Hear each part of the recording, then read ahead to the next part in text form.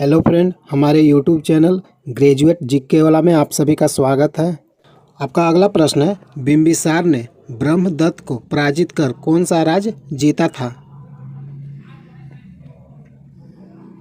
सही आंसर है option A, अंग राज्य।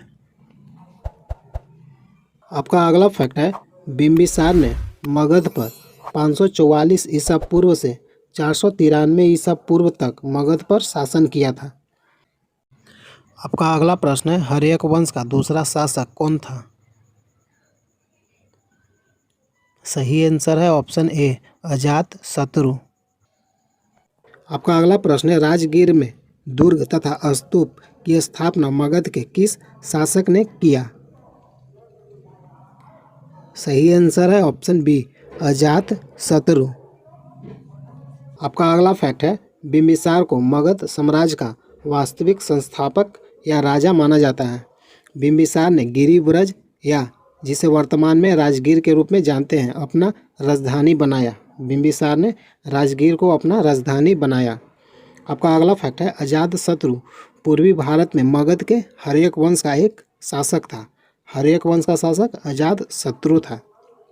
आपका अगला फैक्ट है, यह बिंबिसार का पुत्र था। अजातशत्रु बिंबिसार का पुत्र था और महावीर स्वामी और गौतम बुद्ध दोनों का समकालीन था।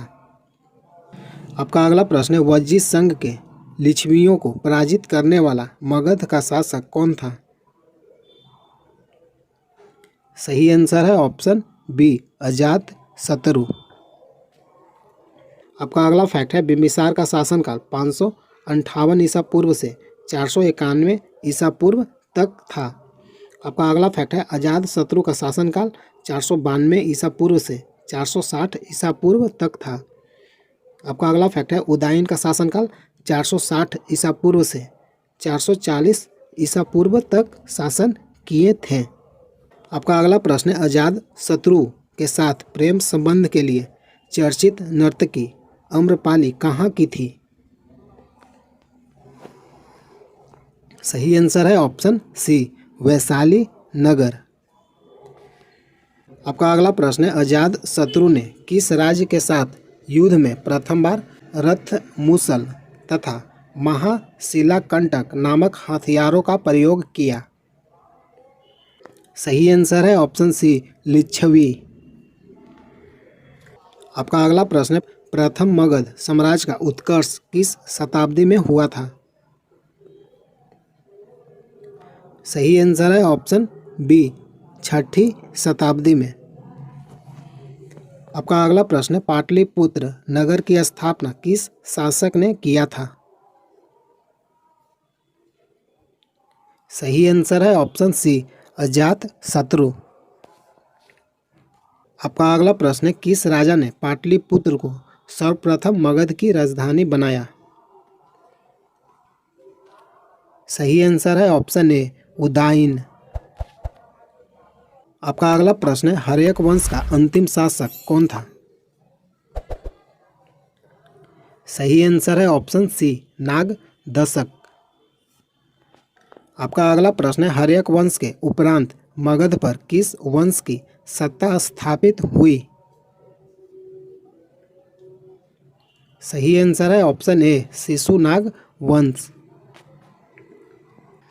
आपका अगला प्रश्न है, सर्वप्रथम मगध के किस शासक ने गिरिब्रज, जो राजगृह के रूप में जाना जाता है, के अतिरिक्त वैशाली को भी अपनी राजधानी बनाया? सही आंसर है ऑप्शन डी, शिशुनाग। आपका अगला फैक्ट है, कालाशोक को काक वर्ण भी कहा जाता है।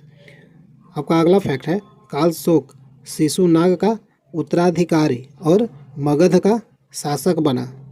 आपका अगला फैक्ट है, कालाशोक ने वैशाली के स्थान पर पाटलिपुत्र को अपनी राजधानी बनाया। कालाशोक ने वैशाली की जगह अपनी राजधानी पाटलिपुत्र को बनाया। आपका अगला प्रश्न है, किस शासक ने पाटलिपुत्र को पुनः राजधानी बनाया और तब से मगध की राजधानी पाटलिपुत्र ही रही है? सही आंसर है ऑप्शन सी, कालाशोक। आपका अगला प्रश्न है, द्वितीय बौद्ध संगीति का आयोजन किसके शासनकाल में हुआ था? सही आंसर है ऑप्शन डी, काला शोक। आपका अगला प्रश्न है, द्वितीय बौद्ध संगीति का आयोजन कहाँ हुआ था? सही आंसर है ऑप्शन ए, वैशाली। आपका अगला प्रश्न है, द्वितीय बौद्ध संगीति की अध्यक्षता किसने किया था? सही आंसर है ऑप्शन ए, सबका Mir.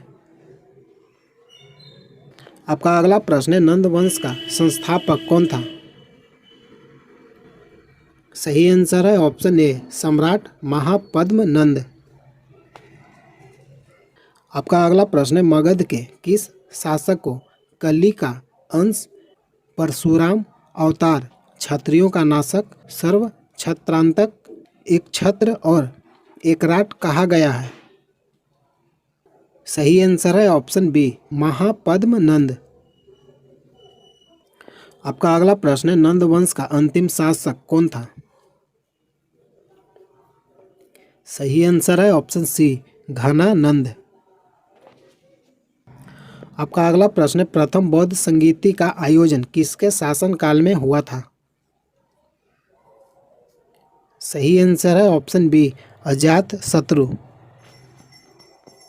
Hello friend, Bihar GK से संबंधित प्रतिदिन मॉक टेस्ट वीडियो देखने के लिए चैनल को सब्सक्राइब कीजिए। अगर वीडियो अच्छा लगता है तो लाइक कीजिए। टोटल आपका 1000 इम्पोर्टेंट प्रश्न है जो आपके एग्जाम में बार बार पूछा गया है। यहाँ तक वीडियो देखने के लिए धन्यवाद। जय हिंद, जय भारत।